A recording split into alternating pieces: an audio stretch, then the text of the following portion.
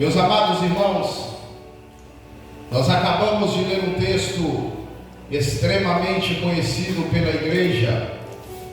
Olhar para o livro de Atos dos Apóstolos é termos diante de nós a história do nascimento, do crescimento e do desenvolvimento da igreja primitiva. Mas quando nós chegamos no capítulo 9 de Atos dos Apóstolos, nós conseguimos começar a ler e a entender a história de um homem este que antes da sua conversão foi um dos maiores perseguidores que a igreja primitiva já pôde ter sobre si, perseguindo a igreja. É muito lindo de se ler a história do apóstolo Paulo, desde a sua conversão, no caminho para Damasco, até o momento do desenvolvimento, do desenrolar do seu ministério missionário. O apóstolo Paulo, depois de Jesus Cristo, foi um dos maiores missionários e um dos maiores plantadores de igreja que o Novo Testamento pode nos relatar. O apóstolo Paulo foi um dos maiores escritores da Bíblia Sagrada, tanto que no Novo Testamento 13 das epístolas são de sua total autoria. Foi um homem muito influente, foi um homem muito sábio, muito estudado. Sabemos que Paulo estudou aos pés de Gamaliel, e Paulo foi um grande homem para o cristianismo, responsável pela configuração do cristianismo e que vivemos até os tempos de hoje, até os dias atuais.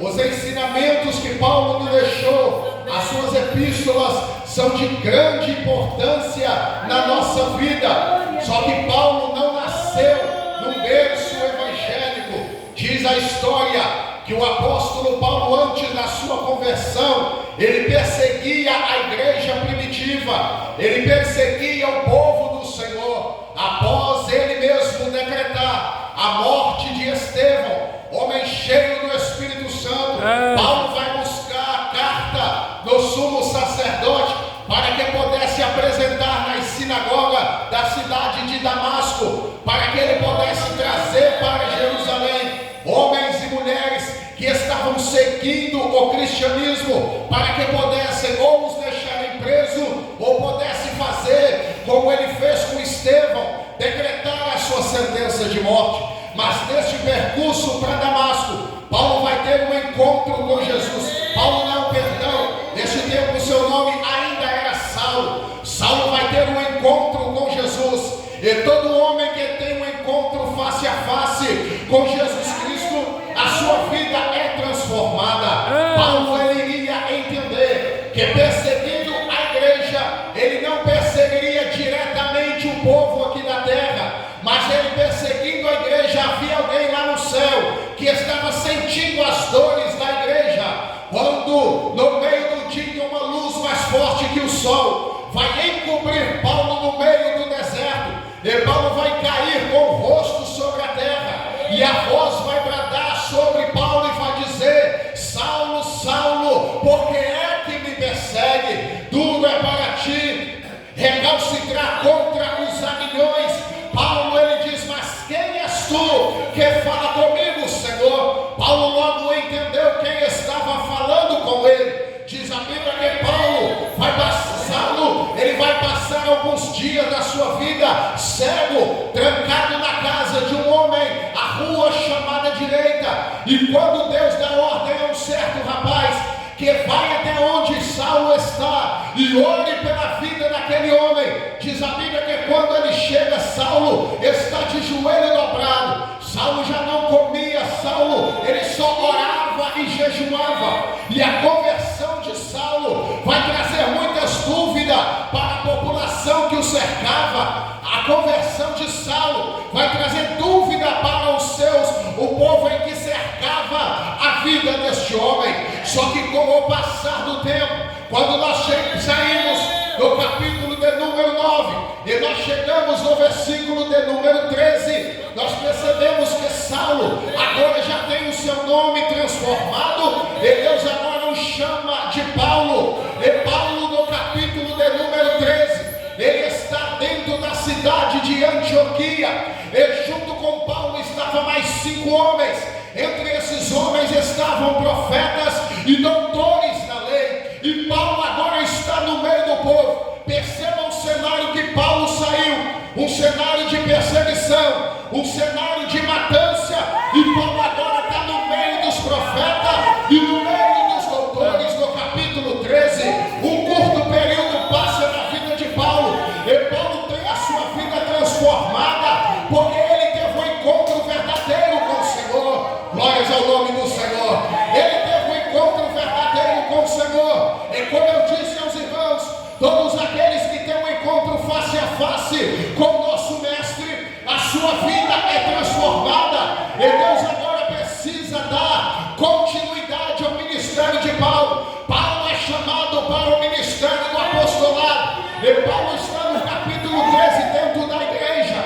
E a voz do Espírito Santo brada sobre a terra. E disse: ide até Antioquia e separai-me Paulo e Barnabé para a obra que eu os tenho destinado. Diz a Bíblia que Paulo estava dentro da igreja. E Paulo, juntamente com os 5 outros profetas, Paulo estava jejuando e Paulo estava orando ao nome do Senhor. Entenda uma coisa: Deus não chama crente desocupado. Deus ele só vai chamar quem está se dedicando na obra dele. Para quem está se dedicando em jejum e em oração e em consagração ao nome do Senhor. Deus não conta com crente desocupado. Todos os homens da Bíblia que a qual recebeu o chamado de Deus eram homens que não ficavam simplesmente esquentando o banco aonde ele se assentava, mas eram homens que trabalhavam na obra do Senhor. E quando a voz brada na terra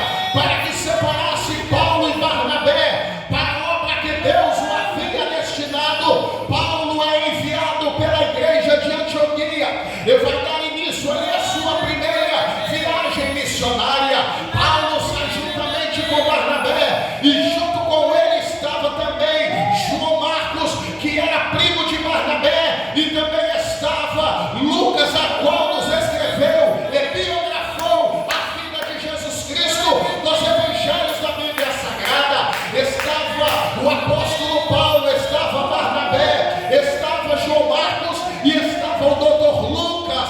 Essas pessoas saem para a primeira viagem missionária, e a primeira viagem do apóstolo Paulo foi somente para abrir igreja. Paulo ele sai junto com Barnabé, andando pela cidade, evangelizando em cada rua, em cada casa, passando em cada local, em cada ponto de oração, pregando a palavra do Senhor, falando acerca do reino de Deus, ganhando almas para o reino de Deus, abrindo igrejas no centro da cidade e consagrando os presbíteros para que pudesse expandir as boas novas, expandir o evangelho, levar a palavra para os centros mais rurais, mais distantes da cidade. A primeira viagem de Paulo e Barnabé foi uma viagem destinada a abrir igreja, a consagrar pessoa, a propagar o evangelho. Paulo termina a sua primeira viagem e retorna para a cidade de Antioquia. Em certa ocasião estava Paulo dentro de uma sinagoga e Paulo agora sente no seu coração, capítulo de número 15 nos revela essa história. Paulo ele vai sentir no seu coração o desejo de ir a fazer o mesmo percurso a qual ele fez durante a primeira viagem. Diz a Bíblia que Paulo vai chamar o seu companheiro de missão Barnabé e vai dizer: vamos voltar para as cidades a qual a gente já passou e vamos passar pelas igrejas a qual Deus nos instruiu a abrir, e vamos ver como estão aqueles crentes, os novos convertidos. Vamos ver como a igreja está se passando, pois era um momento de grande perseguição. A igreja estava sendo perseguida, o povo que não aceitava o verdadeiro evangelho estava perseguindo a igreja.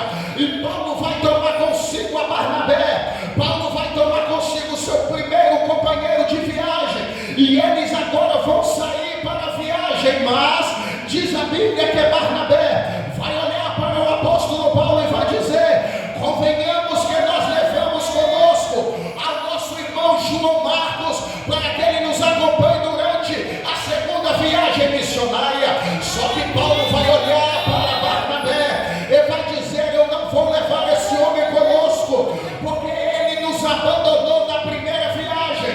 No meio da viagem ele nos deixou de lado e nós terminamos a primeira viagem sozinho, e agora convenhamos que eu não levo esse homem comigo. E quando Paulo vai discordar da opinião de Barnabé, diz a Bíblia que é uma desavença. Versículo de número 13, versículo 39 do capítulo de número 15 vai dizer que tal contenda houve entre os homens de Deus. Uma discussão vai acontecer entre Paulo e Barnabé, uma desavença vai acontecer, uma divergência vai surgir. Só que quando eu leio a Bíblia Sagrada, eu gosto de me inserir dentro da história.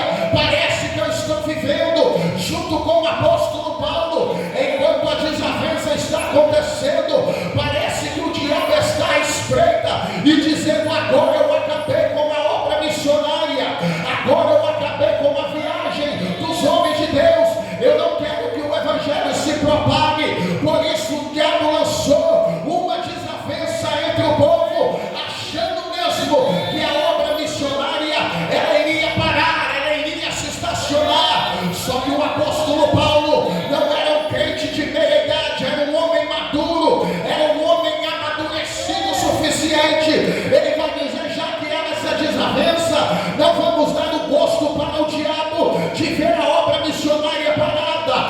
Vai para um lado e eu vou para o outro. E agora o diabo, pensando que a obra iria parar, ao invés de um grupo de evangelização, agora se tornam dois, porque Deus tem os seus meios de trabalhar. Devemos sempre, meus irmãos, ter em nossa mentalidade que o diabo ele é oportunista, ele utiliza das desavenças entre os irmãos para lançar contenda, para que a obra do Senhor venha parar, para que a obra do Senhor venha a se estacionar. Nós devemos ser amadurecidos o suficiente para entender que isso é uma seta, é uma artimanha do nosso adversário, e que nós não podemos dar o gosto ao diabo em ver a obra missionária parada, em ver o chamado de Deus na sua vida pegando poeira na prateleira. Devemos ser maduros o suficiente para entender que a divergência é normal entre os irmãos. Ninguém pensa como você, ninguém pensa igual eu, cada um pensa de um jeito, e a divergência é algo normal no nosso meio. O que não é normal é usar esta desavença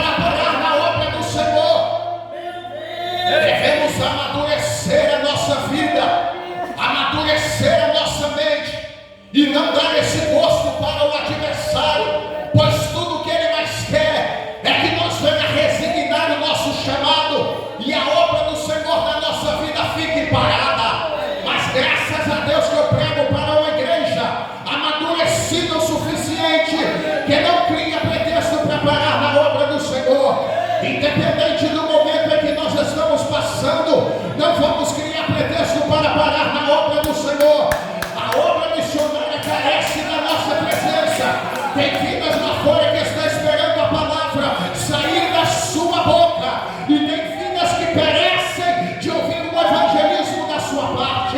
Não dê esse gosto para o adversário. Se há uma desavença entre você e o seu irmão, entregue na mão do Senhor, porque Deus tem os seus meios de trabalhar. Mas a obra do Senhor, ela não vai parar por causa de discussão na casa do Senhor.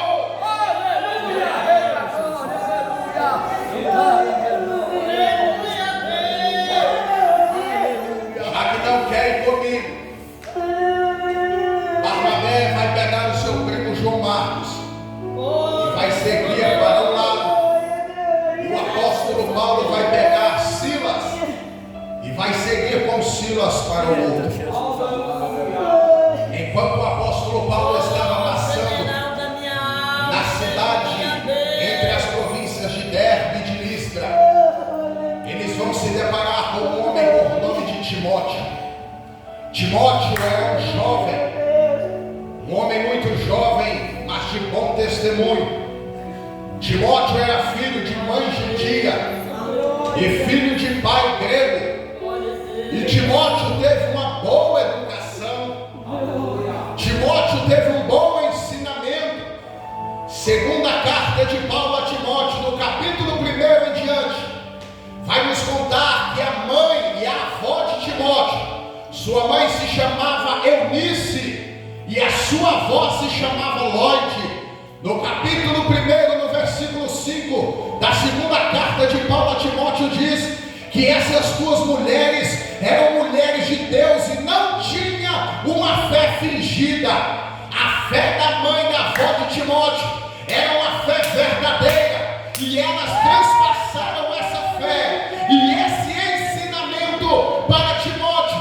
Por isso Timóteo cresceu dando bom testemunho. Timóteo cresceu mesmo ainda em pouca idade, sendo exemplo para quem o cercava. Nós não, porque eu não tenho filho, mas você nunca vai perder o seu tempo em criar o seu filho no caminho em que se deve andar. Você nunca vai perder o seu tempo e perder o seu investimento em ensinar o seu filho o caminho em que se deve andar. Faça a sua parte, mas se no meio do caminho ele porventura vier se desviar, Deus não vai tratar com você, vai tratar com ele como tratou comigo alguns anos atrás.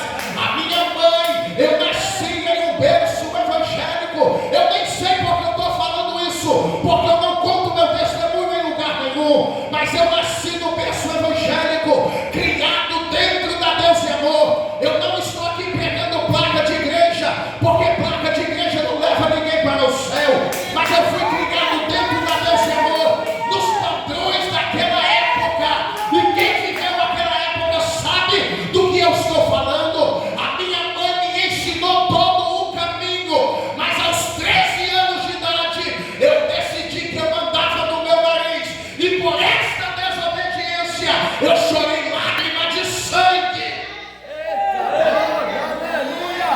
Aleluia, Jesus, eita glória. A minha mãe me criou no caminho em que se deve andar, mas no meio do caminho eu desobedeci as ordens de Deus e as ordens da minha mãe, e as drogas me abraçou, o tráfico me abraçou, e foram 12 anos de sofrimento. Enquanto eu estava na vida errada, a minha mãe estava de joelho dobrado, e foi 12 anos orando pela minha vida.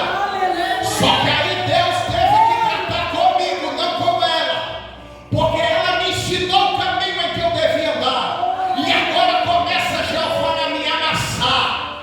Eu não posso prosseguir. Jeová começa a me amassar, e Jeová me passou dentro do engenho e me derreteu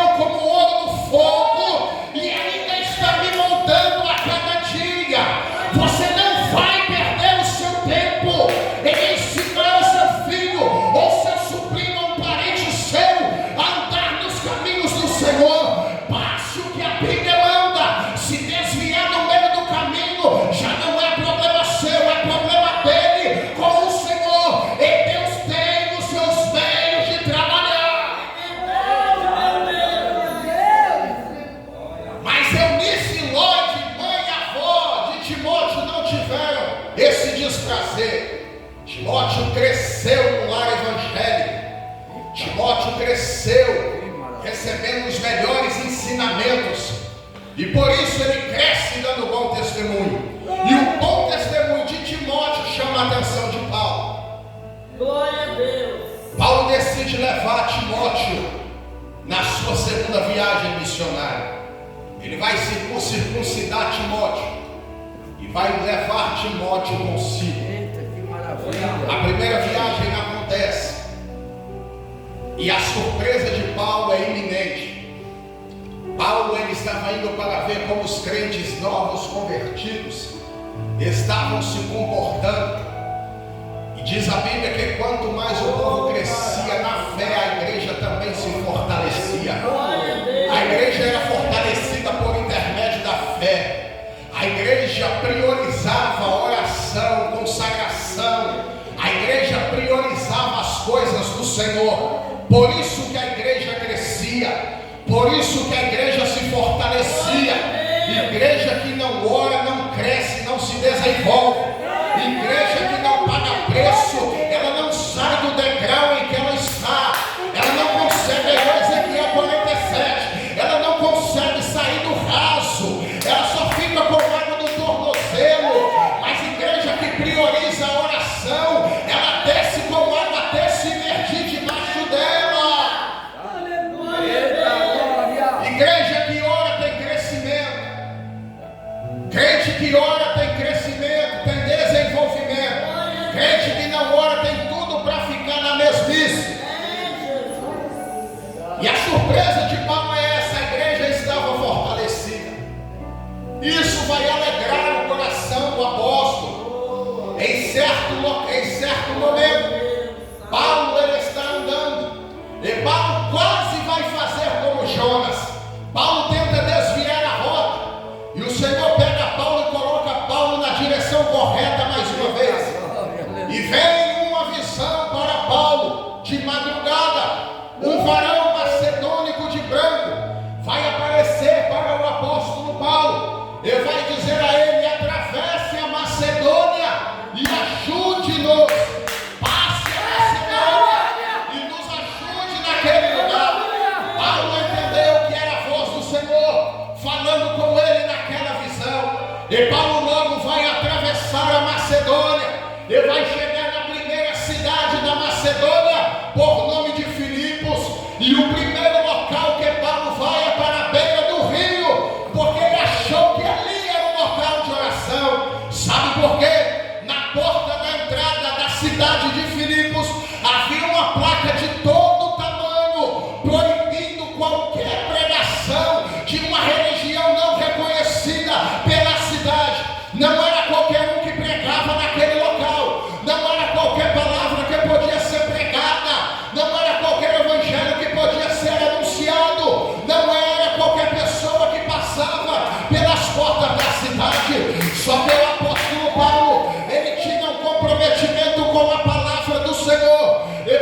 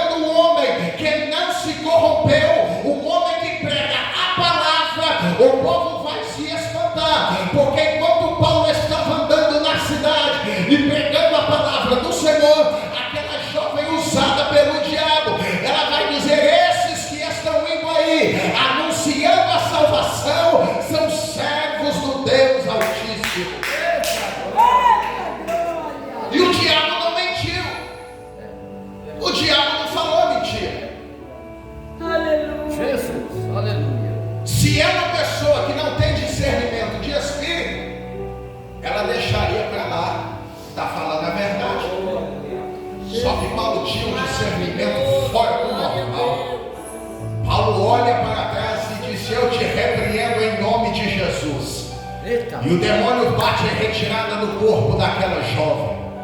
Porque Paulo não precisava, o evangelho não precisa da ajuda do diabo para se propagar. É verdade, Jesus. A obra do Senhor não necessita da mão do diabo para crescer. Por isso Paulo vai repreender aquela jovem. Aleluia, glória a Deus. O demônio sai do corpo da jovem. E os magistrados mandam prender Paulo e Silas. O recurso financeiro da cidade acabou. A jovem já não rende mais lucro na cidade. E agora eles vão dizer que amarrem Paulo e Silas na praça da cidade e pode chicotear Paulo e Silas. Paulo e Silas foi chicoteado dos pés à cabeça, mesmo não podendo, pois ele era cidadão romano, e um romano não podia ser açoitado ali. E após o açoite, eles mandam prender Paulo e Silas dentro da prisão. Eita glória! Acorrentaram Paulo e Silas em um tronco. Era uma tradição da época. Amarra os tornozelos e amarra o tornozelo numa corrente, e a corrente é amarrada no tronco. Perto da meia-noite, Paulo e Silas estão dentro da prisão. Paulo não se deixou abater. Paulo ele não deixou que as divergências, a diferença cultural e social impedisse ele de propagar o evangelho.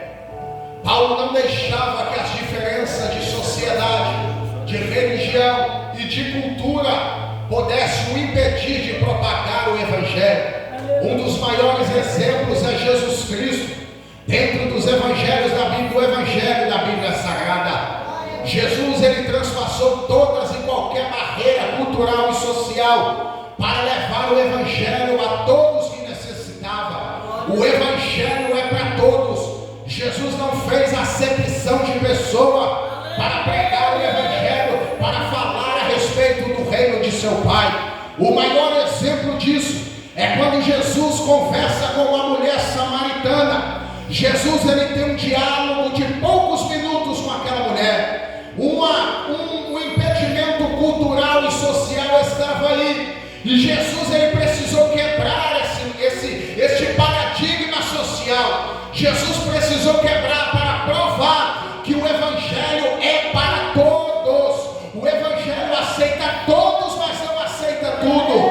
Aquela mulher era uma prostituta, já teve 5 maridos e tinha um reserva. Jesus estava na cidade de Sicar, e aquela mulher ao meio-dia veio buscar água. Ao meio-dia, isso não é hora de buscar água no poço de Jacó. Buscava água naquele poço às 6 da manhã e às 6 da tarde, quando o sol já estava se pondo. Aquela mulher vai no meio do dia, pois ia ter um encontro com o Senhor Jesus. Enquanto Jesus chega naquele local, Jesus está sentado na beira do poço de Jacó, nas terras de Sicar, e aquela mulher chega para pegar água. Jesus vai puxar assunto com aquela mulher. Mulher, dai-me de beber. E os judeus não se comunicavam com o samaritano. Aquela mulher vai dizer: mas como tu me pede água, sendo tu judeu, e judeu não se comunica com o samaritano? Jesus vai olhar e vai dizer: mulher, se tu conheceres o dom de Deus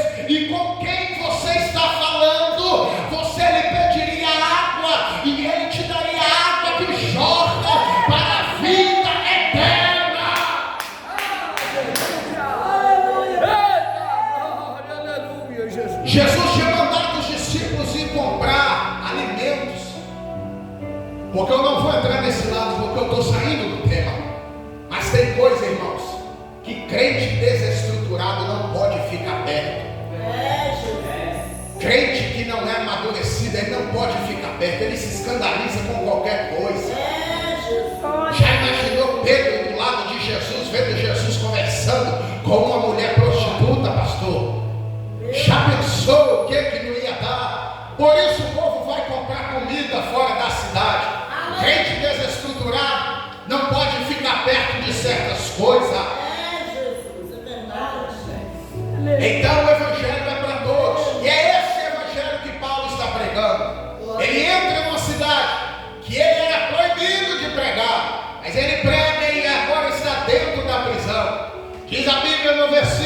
25, perto da meia-noite, Paulo e Silas dentro da prisão, e eles agora começam a orar e a cantar o nome do Senhor. Eles estavam ali, e essa palavra meia-noite, ela fala não somente do horário, mas também da desesperança do povo. O povo que estava na prisão já estava desesperançado, só que havia dois homens que estavam com o coração voltado para o Senhor. Segundo a história, diz que Paulo era desafinado para cantar, só que enquanto Silas cantava, Paulo orava ao Senhor. Parece que eu vejo aqueles homens cantando aquele louvor da harpa. Se eu amo a mensagem da cruz, morrer eu a vou proclamar. Levarei eu também minha cruz, por uma coroa trocar. Diz a Bíblia que enquanto eles estavam orando e cantando ao Senhor, perto da meia-noite, e de repente sobreveio um terremoto. Esse de repente aparece algumas vezes na Bíblia Sagrada, e toda vez que o de repente aparece, é porque tem alguém que está de joelho dobrado orando ao Senhor. Livro de Atos dos Apóstolos, capítulo de número 2, havia 120 pessoas no cenáculo, orando ao Senhor, esperando o cumprimento da promessa. Diz a Bíblia que de repente sobreveio do céu um som de um barulho forte, veemente, impetuoso, e encheu toda a casa. E agora em Atos capítulo 16 e versículo 26, o de repente aparece mais uma vez, só que aparece enquanto tinha alguém de oração, tinha alguém orando ao nome do Senhor. Diz a Bíblia que de repente um terremoto brada sobre a terra e quebra as correntes, e as prisões de todos se soltam, mas ninguém sai do lugar, Aleluia. porque havia mais uma conversão. O Evangelho é para todos. Ganhou Lídia, ganhou a jovem, e agora vinha o carcereiro. Eita glória, aleluia. Por isso que eles não saíram. Quando o carcereiro chega que vê as portas abertas, ele já pega a espada para se matar, porque os presos estavam na sua responsabilidade. E qualquer preso que fugisse, o carcereiro era morto no centro da cidade. E Paulo disse: ei, não faça tal coisa.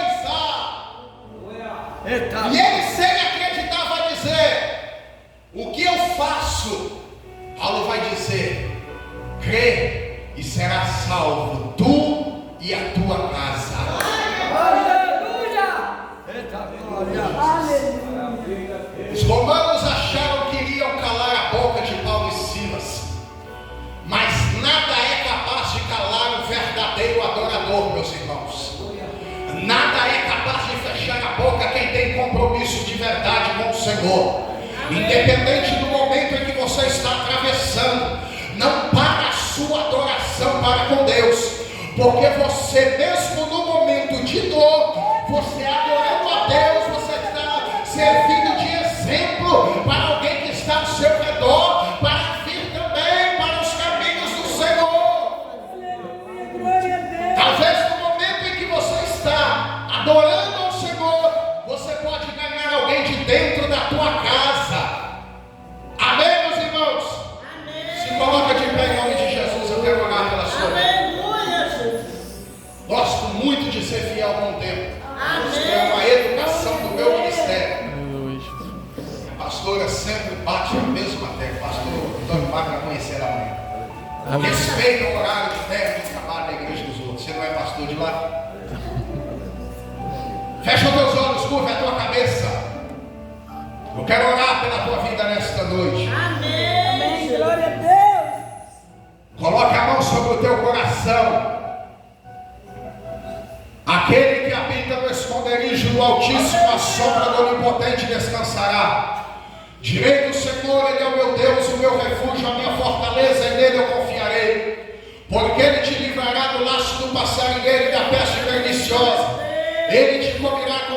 penas e debaixo das tuas asas estarás seguro. A sua verdade é escudo e broquel.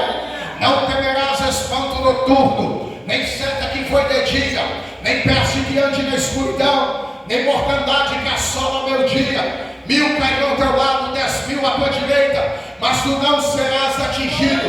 Somente com os teus olhos olharás e verás a recompensa dos ímpios, porque tu, ó Senhor, és o meu refúgio, o Altíssimo e a tua habitação. Nenhum mal te sucederá, nem praga alguma chegará à tua tenda, porque aos teus anjos dará ordem ao teu respeito, para te guardar em todos os teus caminhos. Eles te sustentarão nas tuas mãos, para que não tropece com o teu pé em pedra. Pisarás o leão e o áspide, calcarás aos pés do filho do leão e a serpente, pois que tão encarecidamente me amou. Também eu louvarei, pô-lo-ei no alto retiro, porque conheceu meu nome. Ele me invocará e eu lhe responderei. Estarei com ele na angústia, livrá-lo-ei e o glorificarei. Dar-lhe-ei abundância de dias, ele mostrarei a minha salvação. O Senhor é meu pastor e nada me faltará. Deitar-me fazem verde espaço, guia-me mansamente às águas tranquilas, refrigera minha alma, guia-me pela vereda da justiça por amor do teu nome. Ainda que eu andasse pelo vale da sombra da morte, eu não temeria mal algum, porque tu estás comigo. A tua vara e o teu cajado me consola. Prepares uma mesa perante mim, na presença dos meus inimigos. Unge a minha cabeça com óleo, meu cálice transborda. Certamente que a bondade e a misericórdia do Senhor me seguirão por todos os dias da minha vida, e habitarei na casa do Senhor por longos dias. Grandioso e eterno Deus, ó Pai, nesta noite de oração e de clamor, ó Deus, eu quero pedir perdão pelos meus pecados, as minhas falhas, ó Pai, para que a minha oração não seja interrompida de chegar ao trono do Senhor. Ó Deus, eu quero nesta noite passar a vida do teu povo para as tuas mãos. Ó Deus, a cada vida, a cada família aqui nesta noite representada, ó Pai amado, em nome de Jesus, ó Deus, eu apresento a família do teu povo em tuas mãos. Ó Deus, o teu povo entrou por essas portas, ó Deus, carente de ouvir algo da parte do Senhor, carente de receber, ó Pai, o cumprimento da promessa sobre a sua vida. Ó Deus, se nesta noite porventura há, ó Deus, alguém da família do teu povo, ó Pai, que esteja acorrentado pelo adversário, ó Deus, do vício das drogas, do álcool ou da prostituição, ó Pai, que nesta noite o Senhor possa quebrar todas as algemas, quebrar todos os agrilhões, ó Pai, ó Deus, tudo que Satanás tem mandado lançar e arquitetado sobre a família do teu povo, ó Pai, que seja nesta noite repreendida pelo poder de uma oração sincera. Meu Deus, em nome de Jesus, visita, Pai, a cada família, visita cada componente, Senhor, liberta esta vida, Senhor, liberta esta alma, traga ele para a tua casa. Ó Deus, levanta ele, meu Senhor, como missionário, obreiro, pregador da tua casa, como, ó Deus, ganhador de alma para o reino do Senhor. Meu Deus, toma a saúde espiritual do teu povo em tuas mãos. Ó Deus, repreenda, meu Pai, toda frieza, toda apostasia. Oremos ao Senhor, ó Deus, como Abacuque orou, ó Pai, avive a tua obra nesse tempo. Meu Deus, em nome de Jesus, repreenda todo cansaço, toda fadiga espiritual sobre nossa vida. Joga por terra em nome de Jesus, ó Pai. Meu Deus, toma a saúde física do teu povo em tuas mãos. Ó Deus, repreenda, meu Pai, toda enfermidade lançada sobre a vida do teu povo. Joga por terra em nome de Jesus, ó Pai. Toma este ministério em tuas mãos. Ó Deus, acede a congregação. Ó Pai, envia cada dia mais, Senhor, homens e mulheres cheias do teu Espírito Santo para compor o corpo da tua noiva. Em nome de Jesus, ó Pai, conceda a bênção, a vitória, o cumprimento de promessa sobre a nossa vida, porque assim como a sua palavra diz, assim como a chuva vem e não volta, a tua palavra não volta vazia, Pai. Ó Deus amado, despeça-nos nesta noite com a vitória sobre nossas mãos. Ó Pai, levamos a libertação para dentro da nossa casa. É no nome de Jesus que eu oro e confio na nossa vitória. Em nome de Jesus. Amém, meus irmãos? Amém, meus irmãos? Pode tomar o seu assento em nome de Jesus. São 9 horas.